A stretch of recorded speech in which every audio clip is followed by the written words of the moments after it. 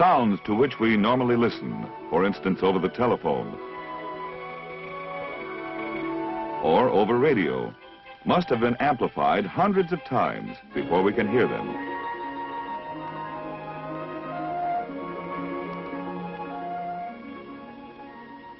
For example, the output of a microphone must be amplified before it can produce an audible sound through a loudspeaker. A device used to accomplish this is a vacuum tube amplifier, which increases low energy to a higher level in an identical wave form, or as nearly identical as possible.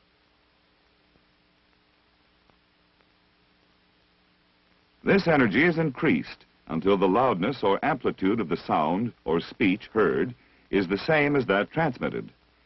Now let us examine a typical amplifier and, in general terms, see how this amplification is accomplished.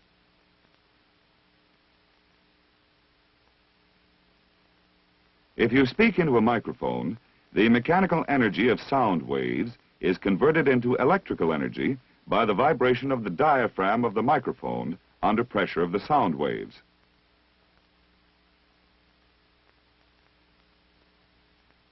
This vibration in a carbon microphone causes the diaphragm to first compress and then release the carbon granules in accordance with the pressure of the sound waves. This varies the resistance of the microphone element, which in turn causes more or less current to flow in the external circuit.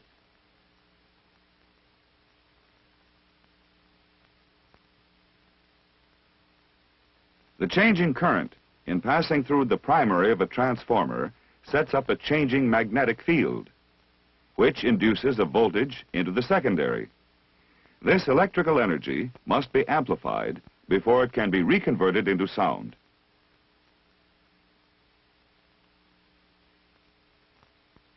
We can then apply this energy to the grid of a vacuum tube and thus cause the current through the tube to vary in accordance with the voltage applied to the grid. The changing current flow through the tube can now be used to develop a much higher voltage across a plate load and either drive a speaker or another amplifier tube.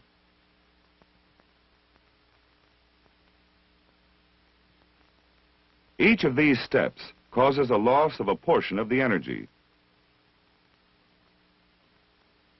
We restore the lost energy by use of batteries and a vacuum tube amplifier.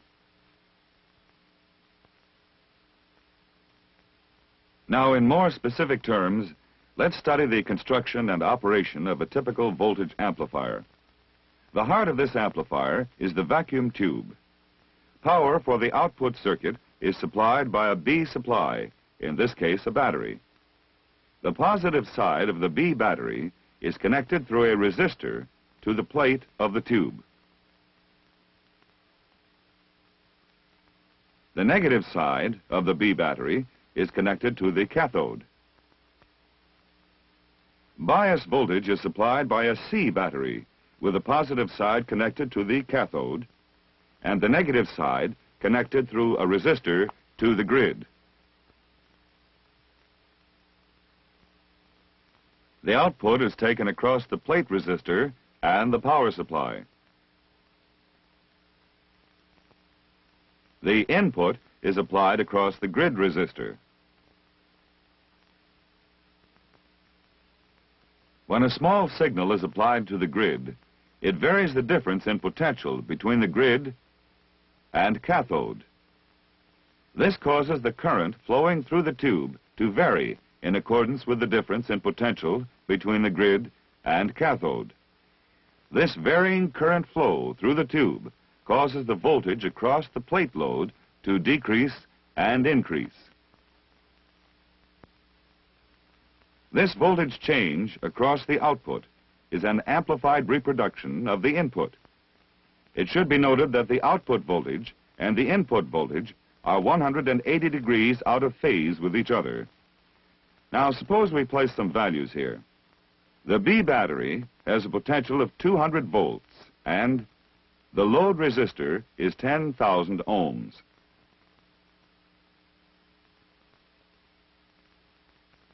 To compute E2, or the difference in potential between the plate and cathode, we must subtract E1 or the drop across the load resistor, from E3, or 200 volts. Therefore, we must first compute E1. Let's say that the bias is minus 9 volts, resulting in a static plate current of 6 milliamperes. The input signal has an amplitude of 1 volt. Using Ohm's law, we find that if we have 6 milliamperes of current flowing through a 10,000 ohm resistor, there is a 60 volt drop across the load. Subtract this 60 volts from the supply voltage of 200 volts, and we find that the difference in potential between the plate and cathode is 140 volts.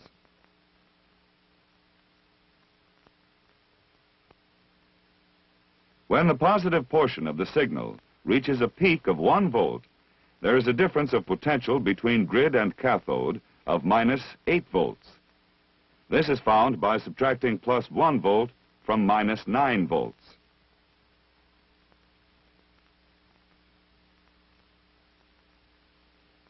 This reduction of the voltage difference between the grid and cathode allows more current to flow. If the current flow increases to 8 milliamperes, this causes the voltage across the load resistor to increase to 80 volts. The voltage between the plate and cathode will consequently decrease to 120 volts. When the signal voltage goes to a negative peak of minus 1 volt, the difference in potential between the grid and cathode becomes minus 10 volts, computed by adding minus 1 and minus 9. This increase in potential causes the current through the tube to decrease to 4 milliamperes.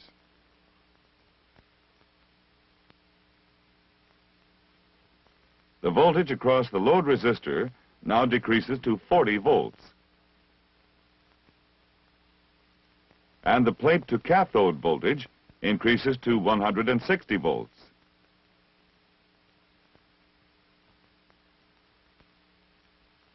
Comparing the voltage change between the grid and the cathode to the voltage change between the plate and cathode, we find that there is a 2-volt change in the grid circuit.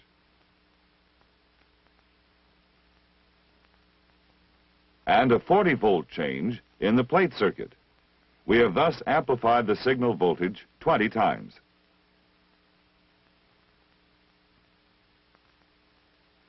This amplified voltage is applied either to another stage of amplification, a loudspeaker, or some other device which uses the amplified output. It should be especially noted that the original signal influences only the current flow through the tube. And the plate voltage change becomes a new signal, which is an amplified reproduction of the input signal. The amount of bias placed on the tube determines its operating point.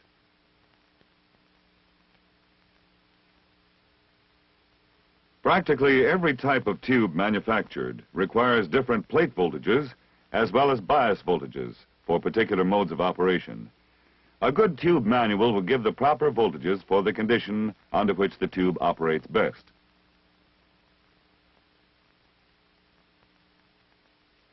The saturation and cutoff voltages can be determined without a manual. A meter in the plate circuit will show how much current will flow when a fixed B+ voltage is applied. If we increase the plate voltage until a further increase makes no further change in plate current, the tube is then saturated.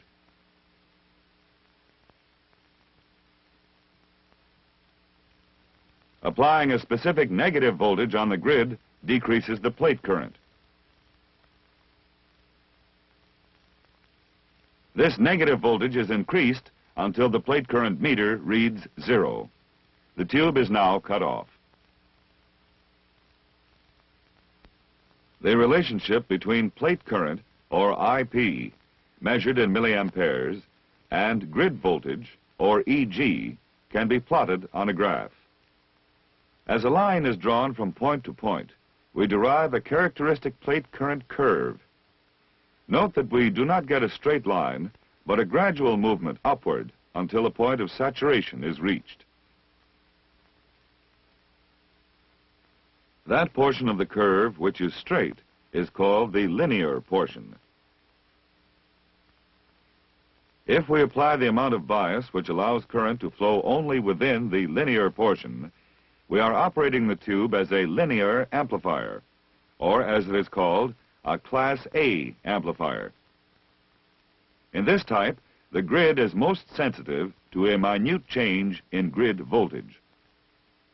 When operating a tube as a Class A amplifier, make sure that the signal voltage, shown here as the lower waveform, does not drive the tube beyond the limits of the linear portion of the curve. This will avoid distortion. If we bias the tube at or near cutoff, it is a Class B amplifier. Note that plate current represented by the upper waveform flows for only slightly more than 180 degrees of the input cycle. If we bias the tube between Class A and Class B, we have a Class AB amplifier. Again, note the relationship between plate current flow and the input cycle. If we bias the tube below cutoff, we have a Class C amplifier. This class of amplifier is almost exclusively limited to radio frequency applications. In a Class A amplifier, the plate current flows during the entire input cycle. This makes the Class A amplifier the least efficient, yet the most sensitive.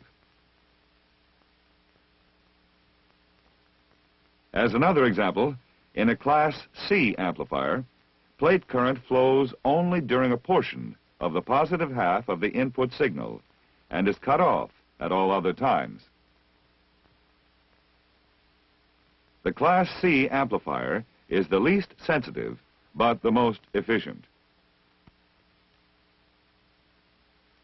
Amplifiers are also classified according to type of service, whether they are to be used as a voltage amplifier or a power amplifier.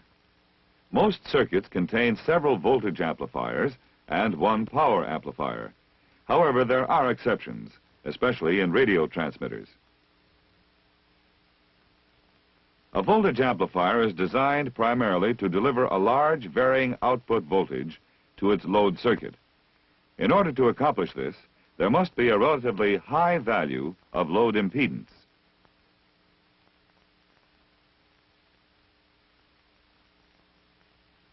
For a given vacuum tube voltage amplifier, the impedance of the load is usually as high or higher than the plate resistance of the tube. A tube manual will give the plate resistance for the tube selected and its recommended operating voltages.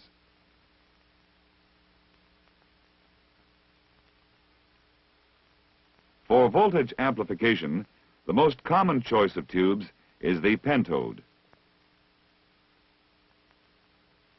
There are 4 general methods for coupling the output of an amplifier stage to a following stage or to a load.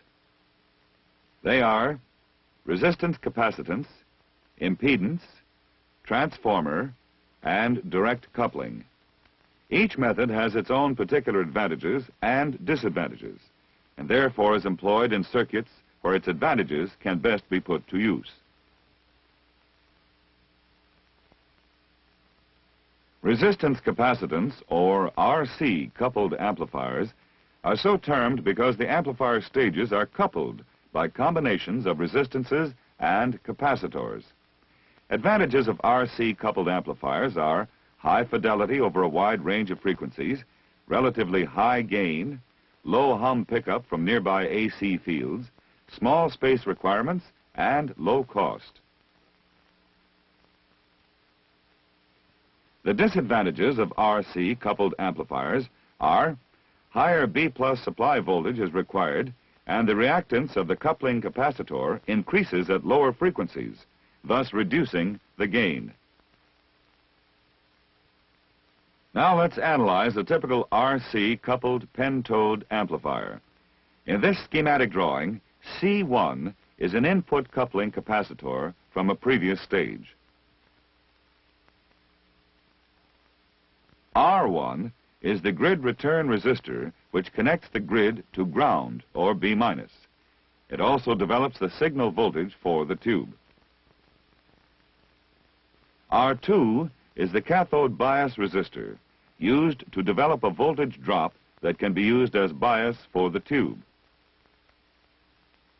C2 is the cathode bypass capacitor, used here to filter out variations in the cathode current, thereby maintaining a constant drop across the cathode resistor.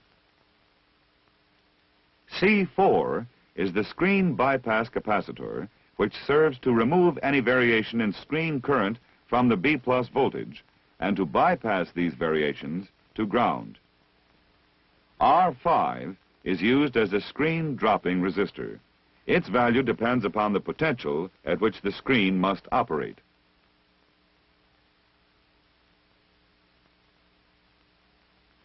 R3 is the plate load resistor for the tube. Its value depends on the function of this amplifier and the type of tube used. The larger the value of the load, the lower the voltage on the plate. C3 is the output coupling capacitor for the tube and the input to the following stage. R4 is the second stage grid resistor and performs the same function as resistor R1. The RC coupled amplifier, because of its better frequency response, is used in almost all types of amplifier circuits where broad bands of frequencies are utilized, whether they be audio, RF, or even some UHF. Now let's change the plate load resistor to an inductor, and we have an impedance coupled, or LC, amplifier. LC amplifiers have one particular advantage. Removal of the plate load resistor reduces the voltage required from the power supply. However, LC amplifiers have a disadvantage. Due to the inductive reactance of the inductor at low frequencies, the gain is small. As the frequency is increased, the gain increases until the distributed capacitance of the circuit nullifies any further gain and frequency response drops off.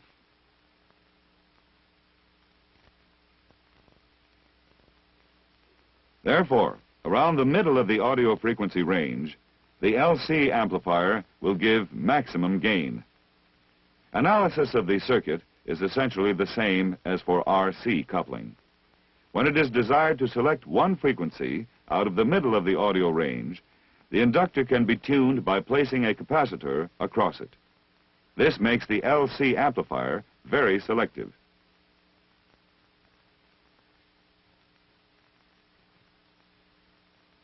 An amplifier circuit using transformers as coupling elements is called a transformer-coupled amplifier. This type may be used either as a voltage or power amplifier. When used as a voltage amplifier, transformer design can permit stepping up the voltage between amplifiers.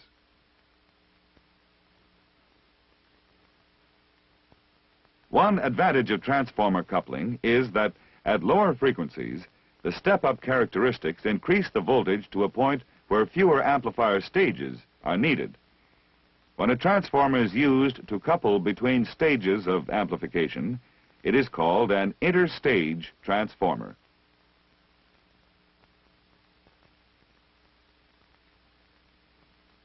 When the transformer is used in the final stage to couple the output to the device which will reproduce the sound, it is called an output transformer. Usually an output transformer has a step-down ratio because by reducing the output voltages, the current is increased to the larger values required by the load.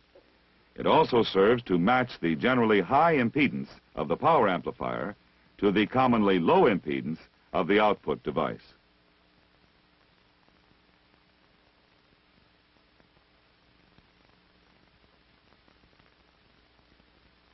Interstage transformer coupling is superior to other methods of interstage coupling in many respects. The step-up ratio permits the amplifier voltage gain to exceed the amplification factor of the tube. Transformer-coupled amplifiers can operate with a lower plate voltage. The circuit is readily adapted to push-pull operation. Transformer-coupled amplifiers have several disadvantages. The cost is greater, since the cost of transformers is considerably higher than RC coupling elements. Frequency response extends over a relatively narrow band and is less uniform than in other methods of coupling. Stray AC fields induce undesirable stray voltages into the transformer. Also, interstage transformer coupling requires an amplifier tube having a low plate resistance.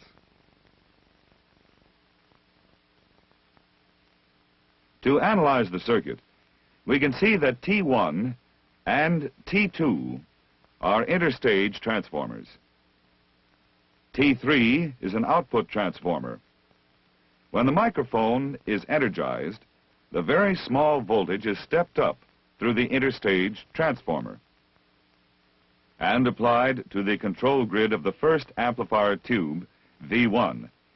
V1 is a standard pentode tube with the plate voltage being applied from the B+ supply through transformer T2.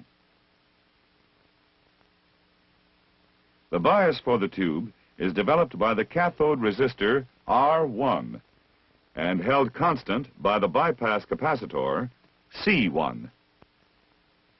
The input signal influences the current flow through the tube, and this current passing through the primary of the interstage transformer T2 induces a stepped-up voltage into the secondary. The same action is repeated for V2.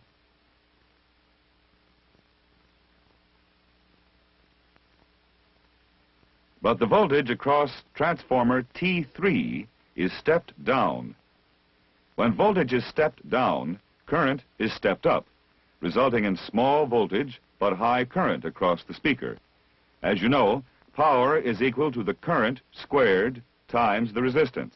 Thus, sufficient power is obtained to produce sound of the required loudness.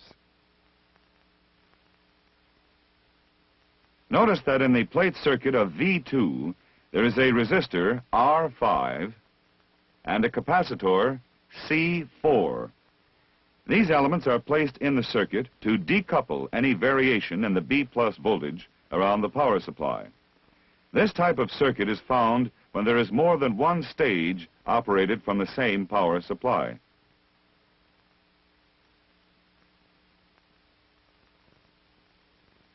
In many RF circuits, tuned transformer coupling is used between stages. This method of coupling has several advantages. For one, it makes the circuit very selective. Still another advantage of tuned transformer coupling is that the bandwidth may be broadened by adding resistance to lower the Q of the tuned circuit. In addition, the cost of the transformers is substantially reduced. This is because there is no need for the iron core and the number of turns required is less. Now let's analyze a typical tuned transformer coupled circuit. Pentode tube V1 is operated as a Class A amplifier. This is determined by the cathode resistance and the fact that there is a very low DC resistance in the grid-to-cathode path. That is the secondary of T1. There are two reasons for operating the stage in this manner. One is that the grid will be more sensitive to any voltage change. And two, the tuned transformer makes the stage very selective.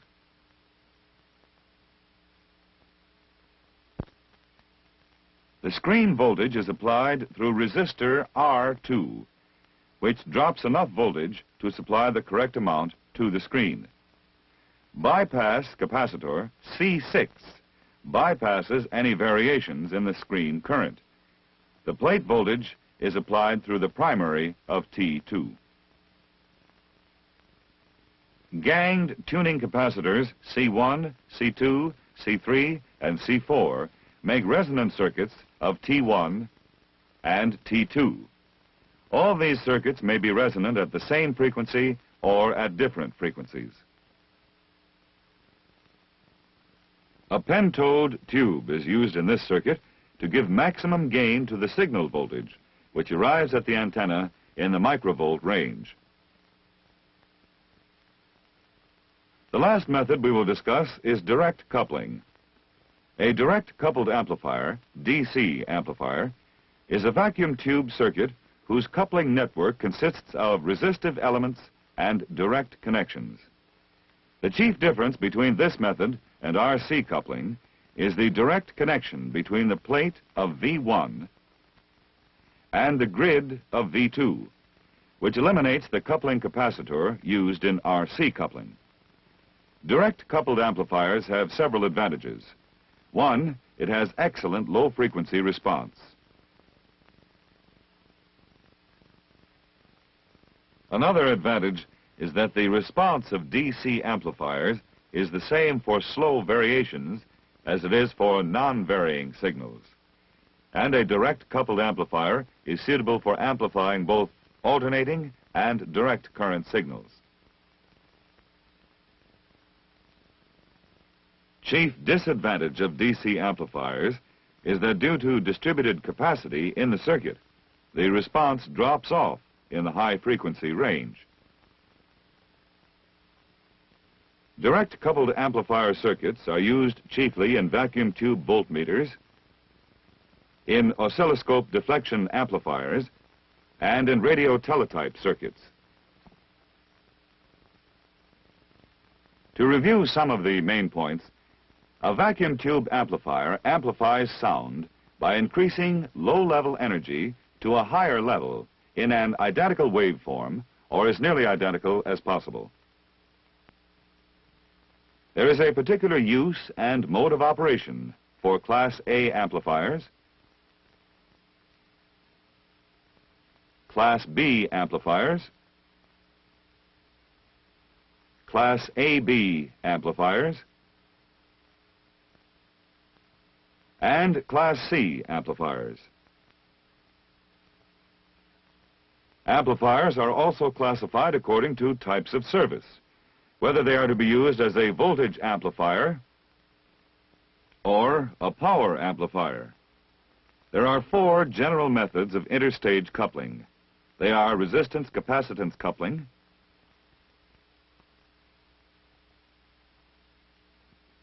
impedance coupling, transformer coupling, and direct coupling. It is important that you learn the theory and operation of basic amplifiers.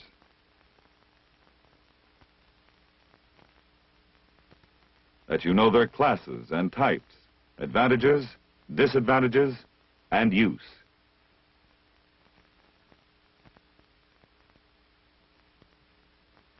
That you become thoroughly familiar with methods of coupling and multi-stage operation. It is only by a thorough understanding of all this and more that you may become an expert in the increasingly vital field of electronic equipment repair.